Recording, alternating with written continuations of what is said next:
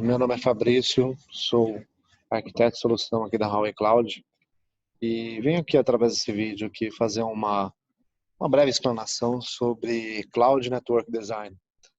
Então, esse é um tema bem relevante do ponto de vista quando você vai fazer uma adoção para nuvem e, claro, tentando compartilhar um pouco da visão privacy, nuvem, de uma maneira simplificada, de uma maneira bem objetiva, pensando, né, aproveitando todo o conhecimento que você tem, fazendo essa jornada para a nuvem. Então, estou trazendo aqui alguns slides para explanar, explicar isso para vocês durante essa sessão curta aqui que a gente está fazendo de treinamento, de compartilhamento de informação com os clientes, parceiros, ok?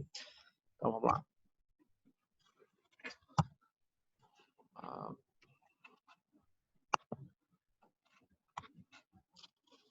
Quando a gente pega um pouco, né, nos anos 90, aí, fazendo um panorama, você tinha uma rede pensando, seja em data room, seja em data center, né, um pouco mais atual nomenclatura, lá atrás CPD, você tinha seus elementos de rede, então estou pegando aqui toda a parte de servidor, que seja a parte de telefonia, dentro de um segmento de LAN, todo mundo falando com todo mundo, né, sem nenhum controle, um padrão de comunicação, sem uma segmentação, e claro, você tinha muito problema aqui de transmissão, de lentidão, sem muita exatidão, né? Com o passar do tempo, esse mesmo ambiente, você teve que, claro, permitir que um usuário, que uma aplicação acessasse de forma externa, né? E também, claro, começasse a acessar, que seja home bank, parte de internet, troca de mensagem. Então, acho que isso foi uma coisa mandatória que aconteceu nas empresas e com isso começaram a surgir, né, toda a parte de regulamentação, né, toda a parte de segurança, toda a parte de boas práticas de desenho de segurança, desenho de rede, toda a parte camadas que você tem que implementar, todo um conhecimento que veio sendo gerado, né, ao longo dos anos, que eu acho que isso dá muito conforto hoje para as grandes empresas, né? Ou seja, então você estabeleceu esse processo, estabeleceu essa mecânica de segmentos, produtos, e hoje, claro, suas empresas operam de forma muito bem estabilizadas, né? Sendo no mundo hoje absolutamente dentro de casa, né?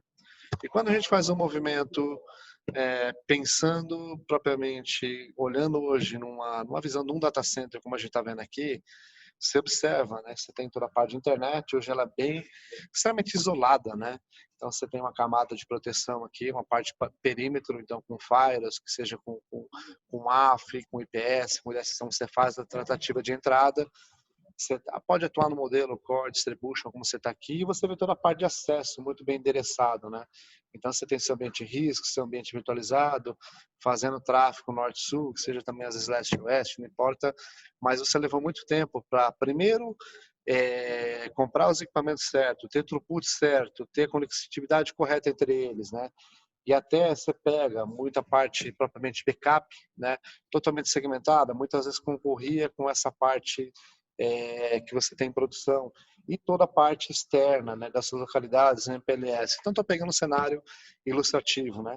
E, claro, sua operação que era vital para manter esse negócio rodando, né?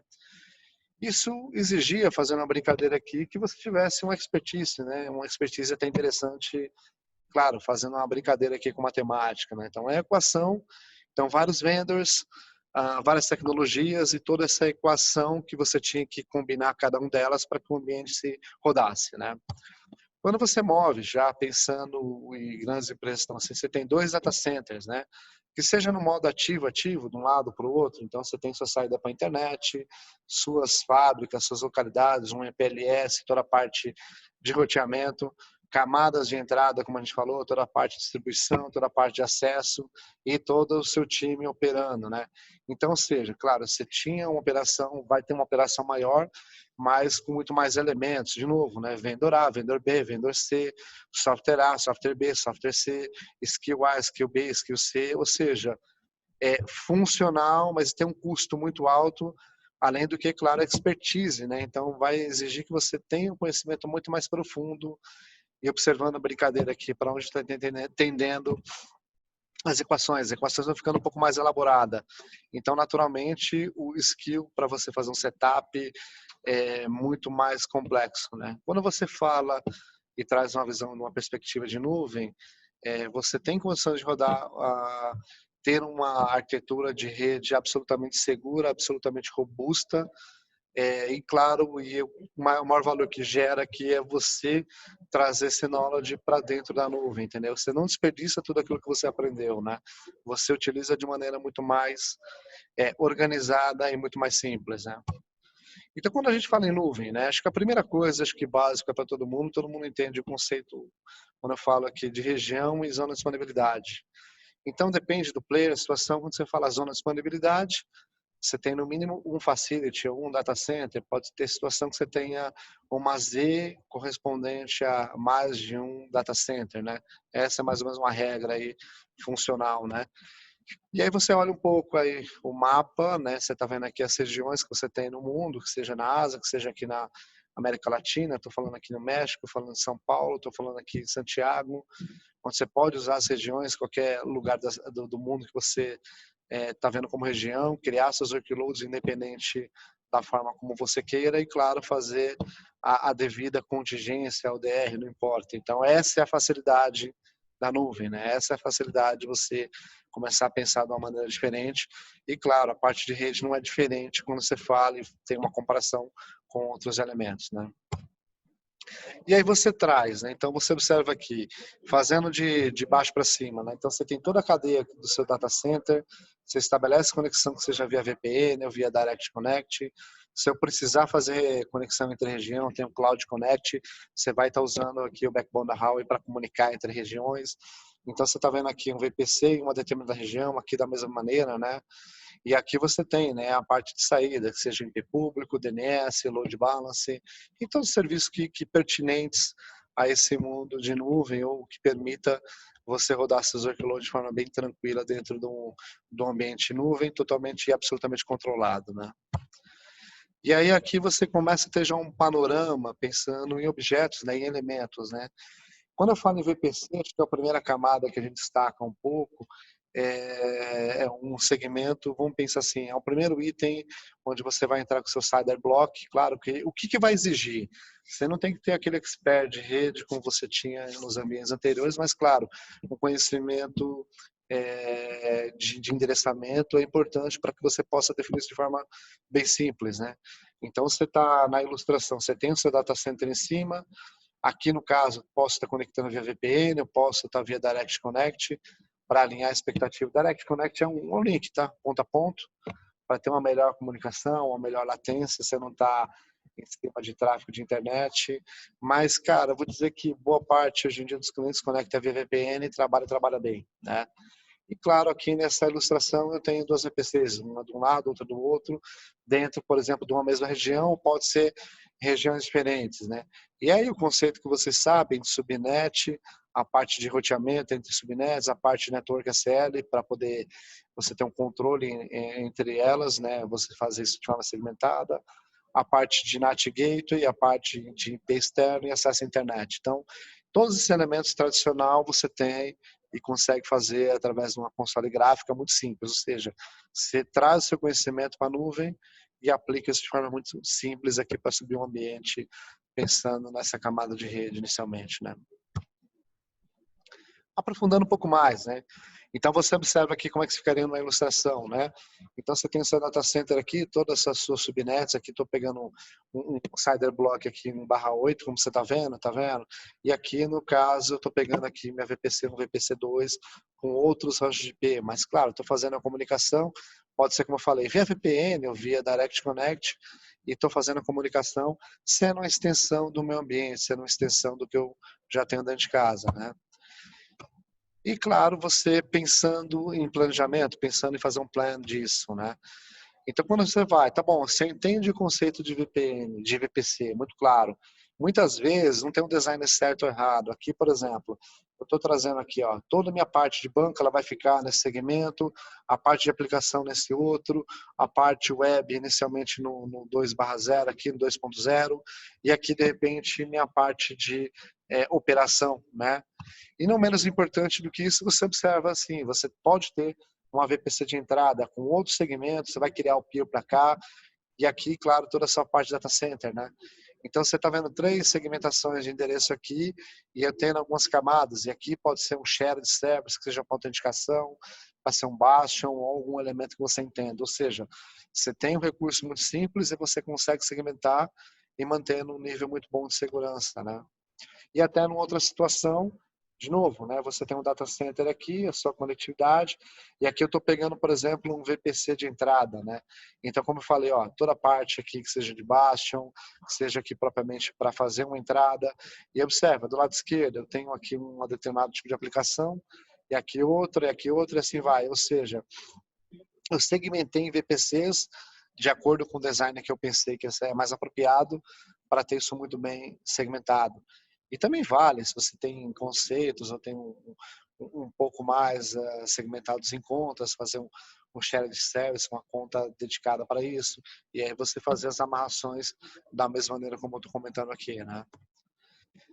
E claro, vale numa parte final, num cenário, né? Como até a gente passou alguns elementos para trás aqui. Qual que é a facilidade? Então aqui eu estou trazendo já uma ilustração, um cenário, uma arquitetura já um pouco mais avançada, né? Assim, claro, visualmente falando, né?